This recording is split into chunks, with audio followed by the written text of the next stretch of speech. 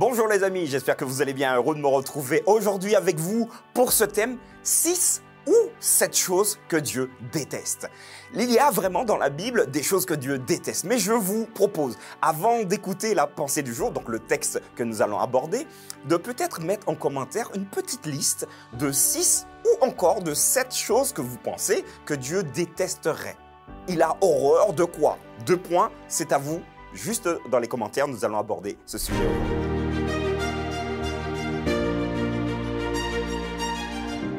La pensée du jour se trouve dans Proverbes chapitre 6, versets 16 à 20. Il y a 6 choses que hait l'Éternel, et même 7 qu'il a en horreur. Les yeux hautains, la langue menteuse, les mains qui répandent le sang innocent, le cœur qui médite les projets iniques, les pieds qui se hâtent de courir au mal, le faux témoin qui dit des mensonges, et celui qui excite des querelles entre frères.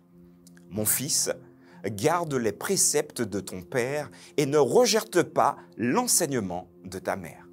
Voilà les amis, j'abordais donc ce thème et je vous posais la question de savoir, d'après vous, qu'est-ce que vous pensez que Dieu déteste? Donc il est en opposition avec des éléments. Alors j'espère que je vais pouvoir lire votre petite liste juste en dessous dans les commentaires.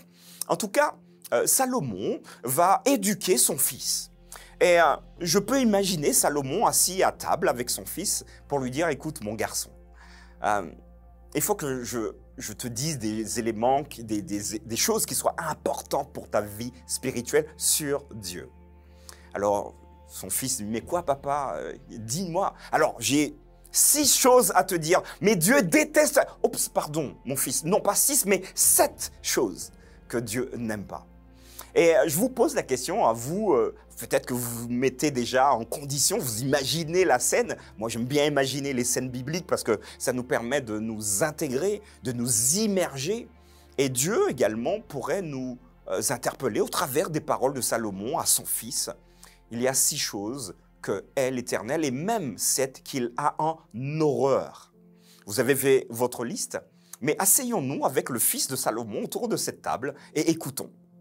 Alors il commence, Salomon, disant à son fils, et donc à nous qui sommes à côté, Dieu a en horreur et n'aime pas les yeux hautains.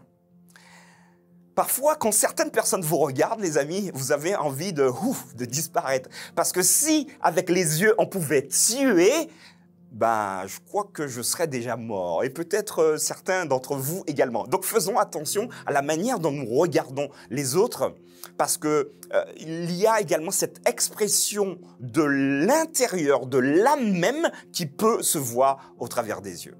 Donc Salomon dira à son fils, attention, les yeux hautains. Voilà, tu prends les gens de haut, tu te crois. Non, humilité à fond. Deuxième perspective.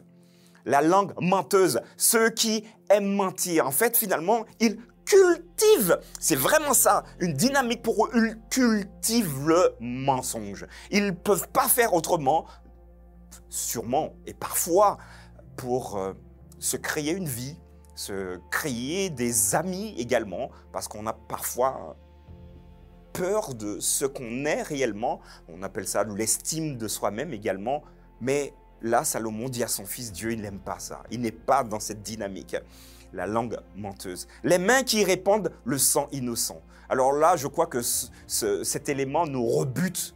Alors, oui, dans une guerre, on pourrait comprendre, mais celui qui va tuer sans raison, alors déjà tuer, c'est pas agréable, c'est pas une chose à faire, mais en plus, quelqu'un qui est innocent, qui n'a rien fait, qui n'a rien demandé, on y va, et volontairement, son motif légitime. Est-ce qu'il y aurait un motif légitime en plus? Je ne suis pas certain. Hein. Mais en tout cas, vous comprenez la perspective.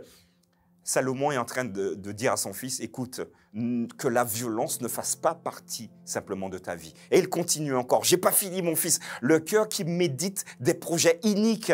Tu médites de faire le mal à l'autre. Oui, demain, je vais l'attendre, je vais arriver plus tôt au travail parce que je dois faire quelque chose pour qu'il puisse comprendre ou qu'elle puisse comprendre. Les amis, franchement, avons-nous le temps de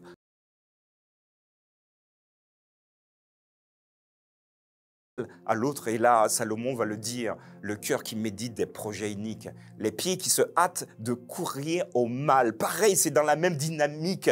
Le faux témoin qui dit des mensonges. Donc finalement, un témoin, c'est quelqu'un qui a vu, hein, et donc qui va donner son témoignage pour innocenter ou encore, le cas échéant, pour faire condamner quelqu'un. Mais ici, on a un faux témoin. Alors, j'espère que ça vous est jamais arrivé, mais si c'est le cas, retenez que la vérité doit être de notre côté. D'ailleurs, Jésus va le dire d'une manière très claire. Je suis le chemin. Il dira, je suis également la vérité.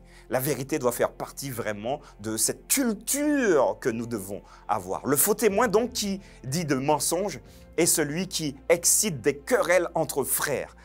Alors, je ne sais pas si ça existe, j'en ai pas croisé encore, mais peut-être que vous connaissez des gens qui aiment bien crier, là, voilà, ils disent à quelqu'un des éléments, ils vont dire l'inverse et puis ils attendent. On va voir comment ça va se passer. Waouh, c'est génial! J'aime bien quand les hommes se tapent dessus.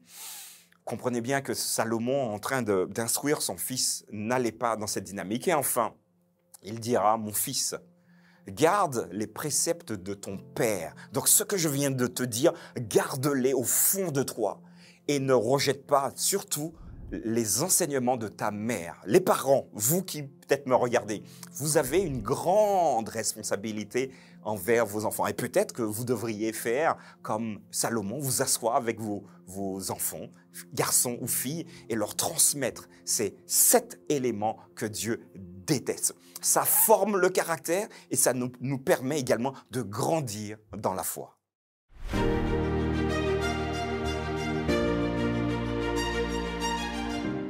Voilà les amis, 7 éléments que Dieu déteste. N'hésitez pas à me dire ce que vous en pensez. Si vous en avez d'autres, parce que ce n'est pas exhaustif ici, rajoutez-les en commentaire, partagez, discutez entre vous. J'aurai le grand plaisir de vous retrouver demain pour une nouvelle pensée du jour.